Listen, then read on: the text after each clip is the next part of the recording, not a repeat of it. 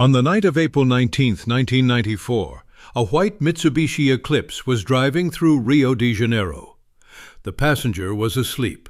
He was 23 years old, and in 4 hours, Brazil would wake up and lose one of the most gifted footballers it had ever produced. Denner Augusto de Souza grew up in Vila Eda, a working-class neighborhood in the north zone of São Paulo. His father died when he was 8. By the time he was a teenager, he was studying in the morning, working at night, and playing futsal on the weekends for cash. He had no choice but to be good. At 11 years old, he walked through the gates of Canindé, the home of Portuguesa, for the first time. He would spend the next decade making that place famous. In 1991, Portuguesa won the Copa São Paulo, Brazil's biggest youth tournament. Denner was the best player. He was 19.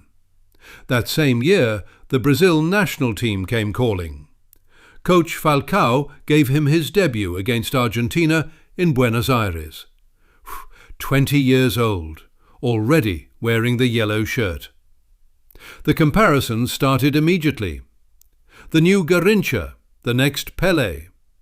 Brazil had seen nothing like him in years. But the moment that defined him happened in Argentina in early 1994.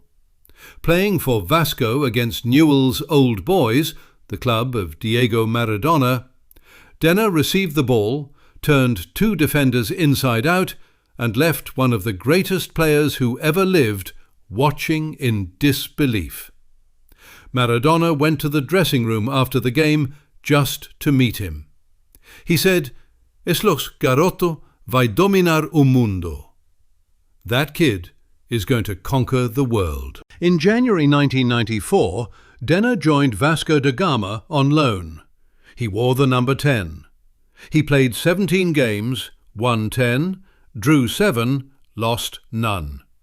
Vasco won the Taça Guanabara. Denner was brilliant. Stuttgart of Germany were in Brazil. They wanted to buy him. The World Cup was 3 months away. He was 23, at his absolute peak. Everything was about to happen. On April 17th, Denner played his last match, Vasco versus Fluminense. He was sent off, expelled. The game ended 1-1. He drove to São Paulo. He had things to settle. Late on the 18th, he got back in a car heading to Rio. His friend Otto was driving. Denner reclined his seat and went to sleep.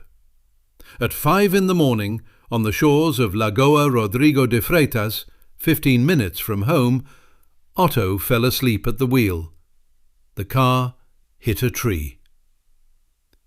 Denner never woke up. Denner was 23 years old. 17 days after his birthday. He left behind a wife, 3 children, and the ghost of a career that might have been the greatest of his generation. Weeks later, Vasco won the championship. They dedicated it to him. Someone placed a plaque at the crash site. Here died a poet of football. Today there are over 11,000 Brazilians named Denner.